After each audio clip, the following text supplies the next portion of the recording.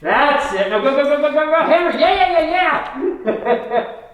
You should have to scamper a little bit when that hammer comes at you, because he triples the distance on his blade in one move, right?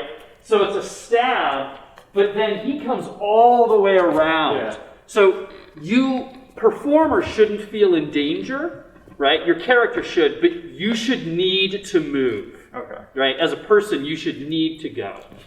So the fight director or the fight choreographer or the fight coach or the sword guy, the sword person, is someone who comes in basically when the human body is doing something it's not supposed to do. So I might work with one actor on falling down a flight of stairs. I might work with the entire cast on a big group brawl, or what we have a lot of in Shakespeare, which is one person fighting one person for a prolonged period of time. Good. A little lower, There you go. A little hairy on the end there. The whole thing, you're going to belly slash. Boom, I'm coming to your shoulder. You're going to pop me up, drop to that leg. That's all really good. I'm coming around, going for your shoulder, vampire cowl moment there. The trick to this is, you can relax for just a hot second. You have to trust that you're not going to die, right? And part of that is leaving the blade, the edge of your blade against him as long as possible. Here's the long-winded answer. The edge of your blade actually lines up with the anatomy of your arm, just like a hammer. Yeah. If you start to turn this, because you're like, oh, no, like, you actually weaken that joint, and that blade's going to flop right at you. It's terrifying. But that's so much better. Yeah. If you can keep the edge, just give him a little ski ramp to go up, and just let him Evel Knievel right up that blade. And all you're doing is watching it go. Don't think about, I'm avoiding, because there isn't actually any danger to your face. Yeah. Just watch his sword go over your head, and just give him a little ramp to skate up. Nice and easy. A little lower. There we go. To the leg. Oh. Vampire cowl coming around. Scalp. That's it. Yeah. That's so much better. Does it feel better for you? Yes. Yeah. Cool. I've been doing fight direction in some capacity for about the last 30 years. So I started as a wee little person in a community theater production, like many people here, holding a sword for the first time or getting thrown around for the first time. And it was something that I was really interested in, but it didn't occur to me that it was a career. It didn't occur to me that it was something that you did more than once every couple of shows. But I went out and I got the skills, and I became a certified person in this, and then I just kept coming back to it. And I thought I was going to do everything else. I thought I was going to be an actor. Other people wanted to be actors more than I did. I thought I was going to be a director, and other people had a better vision. I thought I was going to build sets, and I was okay with a hammer, but there were limits to my skills. But I could move a sword, and I could figure out how bodies should move on stage, and I knew how to tell a story. And I liked the swinging on the ropes, and I liked the swinging swords and stabbing people, and I liked thinking about bad things to do to people. And so over time, it just became a profession. It just became the thing that people asked me to do. And that's what brought me back to Port Tobacco Players, was asking. I actually asked to come back. I want to work on this show with you. I'd like to be back in this space, and I'd like to play with these characters again. Love it. And keep hold on him. Yeah. All the way through. Yeah, all the way through. Yes. Yeah, that's great. Yeah. Out. Oh, yes. That's good. Stay there. You're slumped over. I love it. Yeah, you feel like, what do you want? Come around? Yeah. That makes a lot of sense. So for this, just so it's been said out loud, you want to be careful of that pokey thing. So what I like doing, can I be you for just one moment? Can I borrow your knife? Yes. Thank you. Just so I've got a toy in my hand. No, you're great. Come on in. So you were grabbing kind of here-ish, your left hand was up here. I love that. I just like to know where my knife is, so I like to place it like on that shoulder there. So the point is not towards your face, it's actually towards me. I can see the tip right here. So I, as an actor, know that it's not in his teeth, because new teeth are expensive. I know it's not in an eye or a nose or anything. So your hand is right here.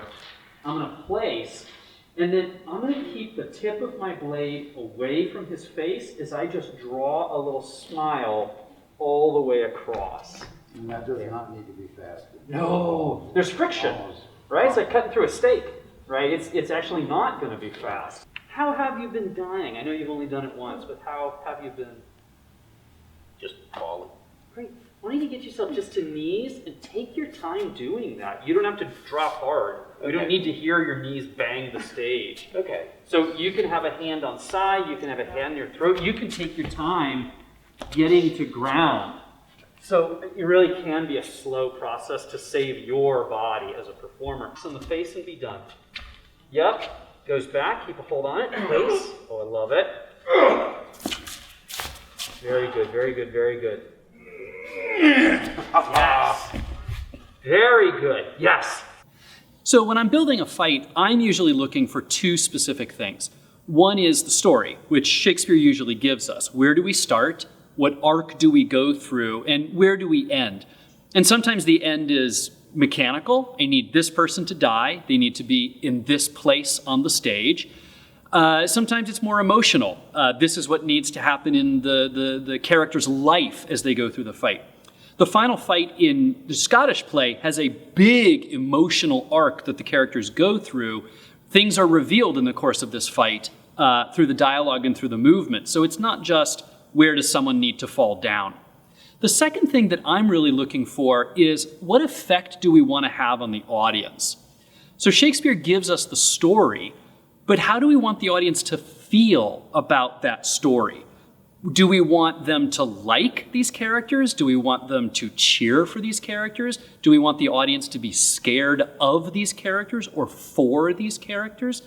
So a lot of people come into a Shakespeare play already knowing the story. Spoiler alert, but we know Juliet dies. We know Hamlet's not going to make it to the end. If your name's in the title, the odds aren't good for you. But what we can give and what makes each production unique is different ways to feel about these characters. And that's partially my job in the way that they live and die. And so we do apparently, I think we have witches on stage. Yes, you do. Oh, you okay? So I'm talking about them specifically. You have a witch here, a witch up here, and a witch in this corner. Oh, let's get you a better picture here then. Your knees and back are okay? For now. For now, that's good. Great. Then let's have a moment here. I want to kind of get you down to the ground. To just give you the heroic rocky rise, because why should we not? Before you say Charmed Life, I'm just getting just like 3 more moves. You're going to come in with a big descending slash, your right to your left, going from downstage to upstage. You're just going to step to your left, get out of the way. So I'm just getting a great big slash. Yep, exactly that. Can you wheel your blade around? It's going to come towards the audience in 3D, and you're going to point to a spot above Macbeth's head. So I've just done great big slash. I'm going to grab, catch here. And then I'm going to use the hilt, this piece right here, to knock this blade to the side, just like he did earlier, but now we're doing it horizontally. So I'm going to pop this. And I would love to get, I know you're kind of cross-armed here. My left hand, which was just holding the sword, is going to reach across to this elbow. And I'm going to keep my point here where the audience, or where you're not going to get stabbed as we go around the corner here. Appreciate it. For now. It's the only courtesy I'll give you. And I'm going to turn this way and send you down to the footlights. You are in control of that. I don't care if you get all the way to the ground. I don't care if you just get to your knees and are facing the audience. All of that is good. The only thing I'm going to ask is that you don't injure yourself. What I'm going to demand is that the sword doesn't go in the audience. And I would love to be here for that moment of, I bear a charm. yeah, I bear a charmed life. You can't do anything to me. So that you then get the heroic, oh, is that what you thought? Well, I got some news for you. Yes, exactly this. Rocky theme story. Yeah, he totally gets the Rocky rise. And then you can have your moment of, Yeah. okay, hold up. Yes.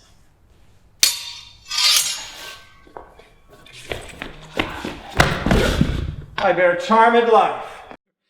So I'm usually only in the room because there's danger. And there's a lot of playwrights I've never worked on. I've done 500 shows as a fight director. I've never done a Neil Simon because no one in a Neil Simon is ever in danger. So I'm only in the room because an actor is in peril. So it's my job to look at the whole situation. So I've talked to the director. What's the set going to look like? Where are the corners? How much space do I actually have? We have costumes and conversations with the costume department. How can they move? Can they get their elbows this high? What are the limitations? How can I meld my work with what you want to do with the costumes? We have conversations about the props. Are they sturdy? Are they going to break? Is there something that looks really good, but we can't make contact with it? Is there something that we need to break in the show? So how are we going to build that? So I'm talking to all of the other departments. The lighting department, do you want a really amazing lighting effect at this moment that might blind my performers at the moment they're swinging a sword? So how can I adjust the fight so that nobody is blinded at that moment? The wood began to move. Iron Slave!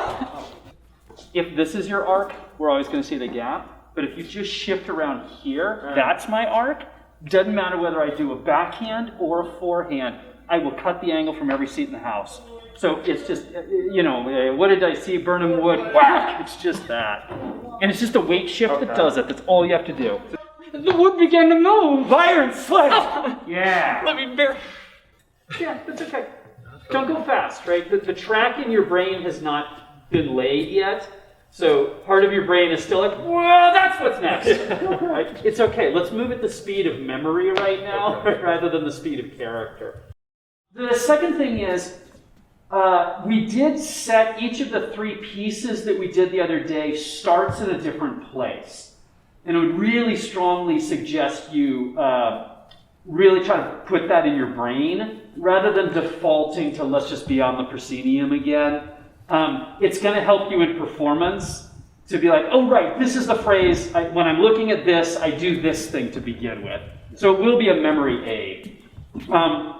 It's easy to do a fight at 7 o'clock, right, coming off the day. It is very hard to do after 2.5 hours of show. And you got 5 major speeches to get through before you even pick up a sword. So there's a lot going on. So any memory aid we can use is good. So my job is to collaborate with all of the other people and then also look at the performers. What are they bringing to the table, and do they have limitations? One of the questions that I've been asking each of the performers at different points in the fight is, how's your back? How are your knees? Are you okay getting to the ground this way? That sword's coming kind of close. Let's talk about distance. So, yes, you bear a charmed life, but let's not test the prophecy. Right now, go ahead, stab. You're staying perfectly still and letting the sword do all of the work for you. If you think of, he's stabbing for my body, right? He's going to impale me. Just get out of the way. And if you shift your weight, yes, exactly that. Shift your weight slightly to the right. Go ahead and stab me again. I will be in a much better place for this, right? So this just comes down, you're gone, and then I can just pull right over to the side. It just makes the fight a little more dynamic. Yeah. It's not clang, clang, clang, right? Characters actually feel fear. Yeah. Yes! That's it. Leg to leg. Now you're going to scoop up on your knee. That's good. Go get him. Back to the audience, and you've got the knife there. That's where it should come out, right? Let us watch something. So as you get about... When we need to get halfway and then kind of... Yeah, I think dead center when your back is basically to us, get that knife out so that we've got something to watch. That's a great little moment. Go ahead and cut to my head. I'm going to get rid of you, and then I'm going to pull cue back the sword. That's your cue. Now I'm stabbing where he actually just was. Right now, as soon as your sword goes, you're dashing away, and we lose those 2 beats. As an actor, to chase the objective, to commit yourself emotionally to a moment, oddly enough, when we get to the fight scene, we actually have to give the actors a different technique or give the actors a different scaffold so that they don't get out on stage and say, tonight I actually am Richard III, or tonight I really am Hamlet, and let's see what happens with this sword. You've got to build the breaks into the process. You've got to build a shift between you and the character so that 4 times a week you can go out on stage with a big piece of metal and not actually be a risk to the other performer and still be a thrill to the audience. You're basically at show speed. Okay. Right? So for all the admonishments to go slow, like the seduction is to just go, right? Just know that what you did right now is the speed you want to set yourself at for the show, knowing that you're going to hit it with a little bit of adrenaline anyway. Yeah. So like the audience and the momentum and the whatever is going to take you one click further than you are right now. So you want to be feathering the brakes, right? Knowing that you're going to hit with a little bit of gas. For you, it's going to be partially exhaustion. So, okay, so he bested me that time. It's no problem. I'm going to come right back in. This is where things go bad for you. I want to get just one good cut out of this. So I'm going to take my sword. What I'm going to do is wheel it around. I don't care if you go to the right or to the left, but we're going to come up and just point at a spot, foot above the head, and you're going to reinforce that. Yep. So don't think about taking the weight and dropping it down. It'll work. Okay. We don't want that. Think about pointing, right? So that my energy actually stops pointing up at the ceiling rather than dropping into a skull. Every single thing I do has an implied level of risk, and so it's my job to diminish that risk for the performers as much as humanly possible. I was a carpenter for 4 years before I became a fight director, and I had more injuries in 4 years of being a scenic carpenter than I've had in almost 30 years of swinging swords. That's not to say carpentry or building sets is more dangerous. It just means that every single part of my job is risk management.